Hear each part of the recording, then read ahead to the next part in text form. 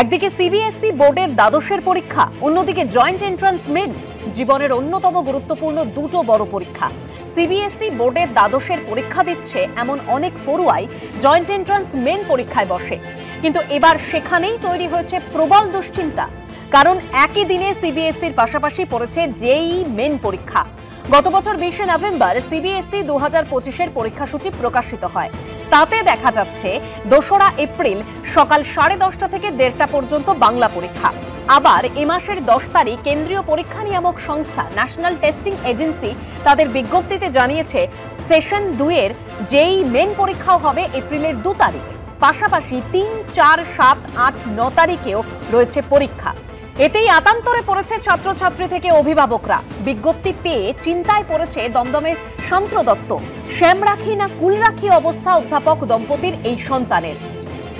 আমাদের সিবিএসই যে পরীক্ষা বোর্ডের এক্সাম, সেটি বাংলা পরীক্ষা, সেটা 2 এপ্রিল পড়েছে।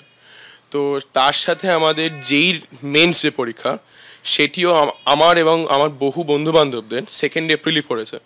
তো সেজন্য আমরা কোন পরীক্ষাটা দেব এইটা বোঝাটা আমার পক্ষে খুবই সমস্যার হয়ে পড়ছে। এখনো পর্যন্ত আমার কাছে সময় আছে আর 1 সপ্তাহ। এর মধ্যে যদি এর কোনো ডেটের যদি চেঞ্জ না হয়, আমাদের যে কোনো একটি পরীক্ষা দিতে হবে, আইদার সিবিএসই বোর্ডের বা জেইই। আমি যেটা দেখলাম যে ওদের যেটা পড়াশোনার যে একটা ফ্লো ছিল, সেই ফ্লোটা হঠাৎ একদমই থেমে গেছে। মানে ওরা শুধু এইটাই নিয়েই ভেবে যাচ্ছে যে কি হবে আর কি হবে, এবং আলটিমেটলি ওদের এটা আরও বড় প্রেশার যে ওরা কোনটা অপ্ট করবে, মানে জয়েন্টটা অপ্ট করবে না সিবিএসই অপ্ট করবে। সূত্রের খবর, ভুক্তভোগী পড়ুয়াদের একাংশ এমনকি স্কুলের তরফেও মেল করে জানানো হয়েছে সমস্যার কথা।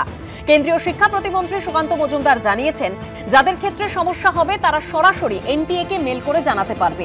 সেক্ষেত্রে সেই পড়ুয়ার পরীক্ষার দিন পরিবর্তন করা হবে। শিক্ষার্থীদের ছাত্রছাত্রীদের চিন্তার কোনো কারণ নেই, তারা এনটিএ তে মেল করুক এবং এনটিএ তাদের জন্য এখনো পর্যন্ত 190টি মেল পেয়েছি আমরা, সেই তাদের সকলের পরীক্ষার ডেট আলাদা করে এনটিএ পরীক্ষা নেবে, তাদের জেইই মেন আলাদা করে পরীক্ষা হবে। তাদের চিন্তার কোনো কারণ নেই, তারা পরীক্ষা দিতে পারবেন না এরকম ভাবার কোনো বিষয় নেই, তারা পরীক্ষা দিতে পারবেন এবং তাদের পরীক্ষা দেবার ব্যবস্থা আমরা কেন্দ্রীয় শিক্ষা দপ্তর থেকে এনটিএ এর মাধ্যমে করব। তবে সমস্যাটা শুধু এই রাজ্যের পরীক্ষার্থীদের এমনটা নয়। 2রা এপ্রিল বাংলার সঙ্গে পরীক্ষা রয়েছে পাঞ্জাবি, তামিল, তেলেগু, গুজরাটি সহ 28টি ভাষার। এই প্রেক্ষিতে প্রশ্ন উঠছে, এতগুলো আঞ্চলিক ভাষার পরীক্ষা যখন একদিনে, সেখানে সেই দিনই কি করে জেইই মেনের মতো আরেকটি সর্বভারতীয় পরীক্ষার দিন পড়ল? কৃষ্ণেন্দু অধিকারীর রিপোর্ট, এবিপি আনন্দ, কলকাতা।